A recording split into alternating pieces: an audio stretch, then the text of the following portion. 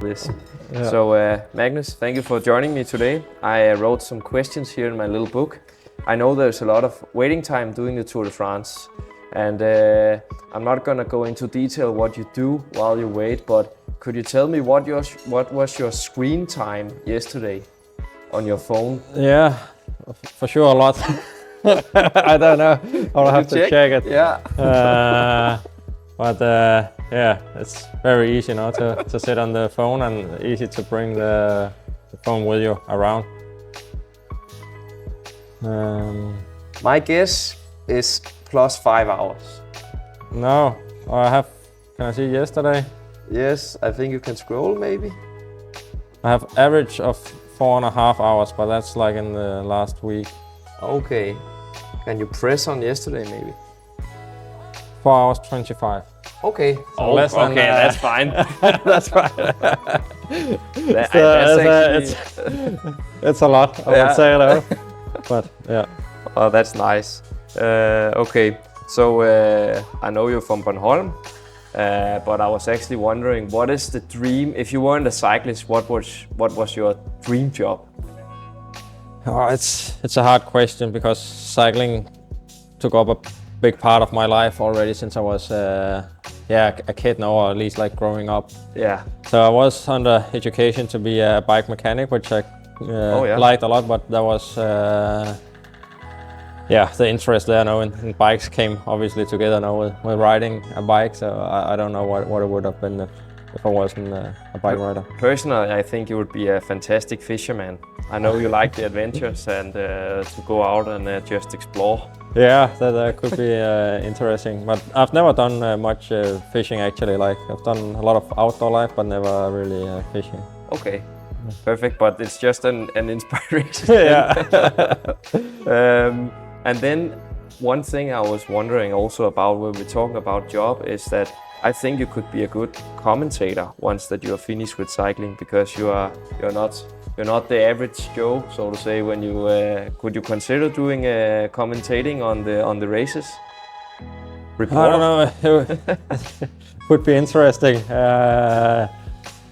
Yeah, I think it's also a hard job now. You have to be able to say something even in times of situations where it's hard to figure out what to say, and like now. Yeah, like now maybe.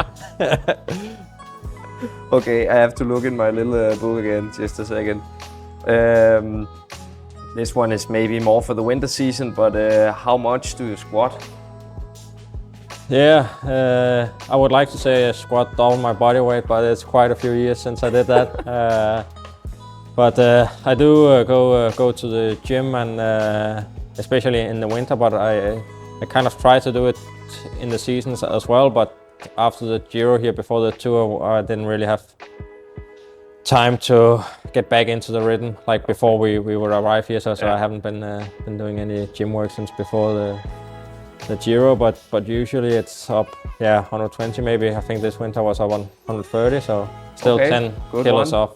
So for sure I would be able to do one rep of body weight, but I'm talking like what I'm doing like training wise. Yeah.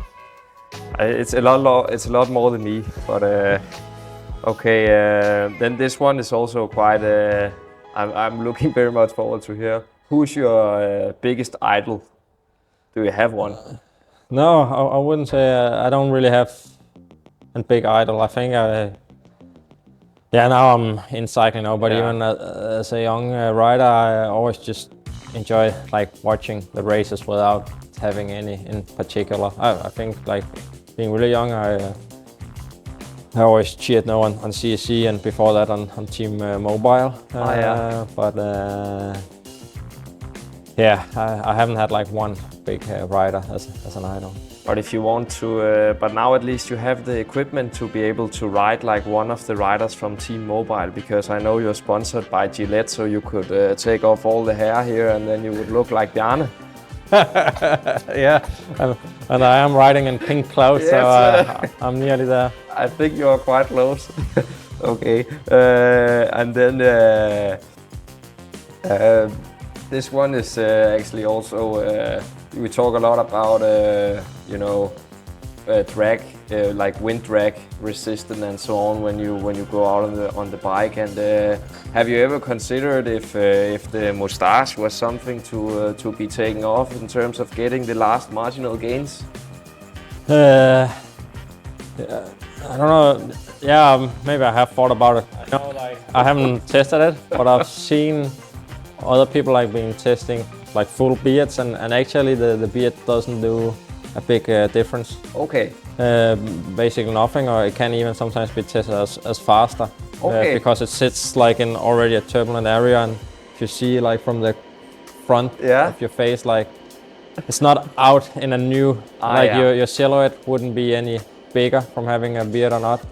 So you shouldn't do too much. I shouldn't do a big handlebar going out on both sides of my ear, but no, a place that has to go is, obviously the hair on the legs and even the arms. There you win something, but facial hair doesn't make a big difference. Okay, perfect. And then I have one last question for you, and that's actually more for the team, because I don't know education first that well, but who is the most likely to party hardest when you hit Paris?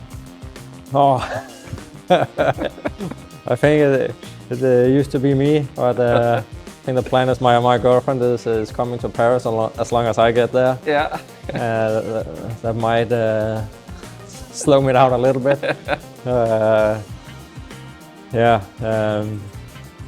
I don't know all the riders here. Some of them I haven't really partied with, so we see. But maybe we also have some sports directors here that knows how to party as well. Yes. Okay, but let's see who partied the hardest in Paris. Thank you for the talk, Magnus. Yeah, see you're you. welcome.